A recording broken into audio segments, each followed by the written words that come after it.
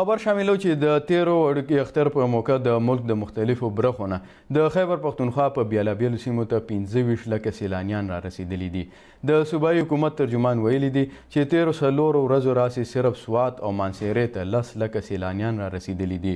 همدغه شان د چترال او بره ډیر ښکلي سیمو نه خوندونه اخیستو دپاره 15 لکه سیلانیان را رسیدلي دي.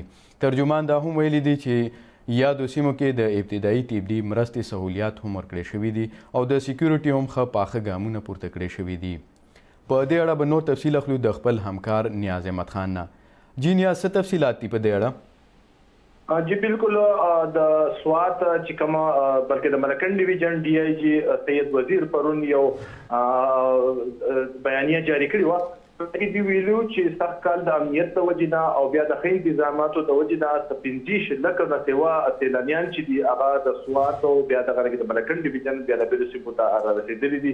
هغوی چې دغه سیمو سیل وکړو، دوی چې کوم تعداد ښودلی دی نو صرف سوات ته چې دی نو 1,45,000 ګاډي راغلي دي چې پای کې 15 لکه سیلانیان سوات ته راغلي دي. دغه رنګ دوی وایي چې بونیر ته 8,000، شنګلې ته 3,000 او دغه رنګ دیر اپر ته 6,000، چترال ته 11,000 او لور دې ته لپاسه درې چې 30,000 ګاډي راغلي دي چې دغه په ذریعه باندې په مجموعي توګه د شلو نه والا 15 لکو پورې چې د خلک د دې سیلانیانو څخه سیل کړی دی.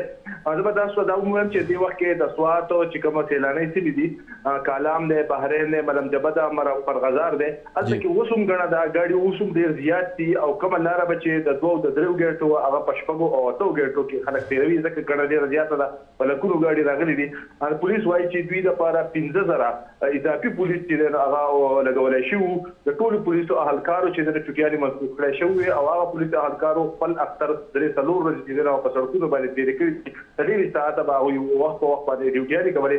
دغه رنګې د سیول ډیفینس یا نور اهلکار چې د هغوی هم ته 2,000 اهلکار دې دپاره په ذکر شوي وو او د هغوی دپاره چې دی هم سهولیات ورکولی شوي. ضلعي انتظامیه پرون چې دی نو یو ځل بیا خبریالانو ته وویل چې د ګرانۍ کنټرول لپاره چې دی نو په هوټلو چاپې هم والی شوي دي. کومو خلکو چې زیاتې پیسې ورسولولې د هغوی جرمانه کړی شوي دي.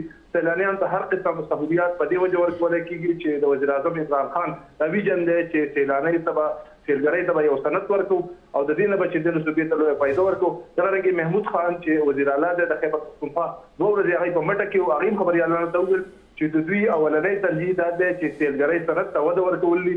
خیبر پښتونخوا کې بلا ځایونه دي، ښه ځایونه دي، ښایسته ځایونه دي، دغې نه پوره فایده پورته کول دي. د دې وجې نه دوی کوشش کوي چې سیلانیانو ته هر قسم سهولیات ورکړي، هغوی ته تحفظ ورکړي او هغوی چې دی نو هغه ښکلي ښکلي ښایسته ځایونه چې دی وګوري. نیاز احمد خان، دا راته ووایي چې په دې اختر سیزن کې آیا بهر ملکي سیلانیان هم دغه چې کوم سیلګرۍ سیمې دي مخه کړې ده دې طرف ته؟ راغلي دي، هغه ډېر زیات کم دي. موږ ویلی شو چې په وړو کې د مالګې برابر دي. موږ پکې بعضې کسان ولیدلو چې هغه د سوات او یا د نورو سیمو راغلي دي.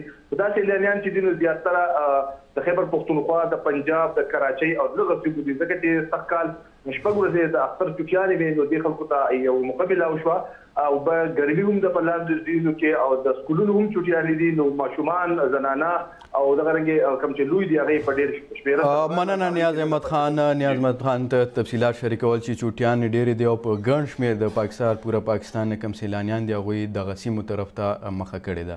ډېره مننه.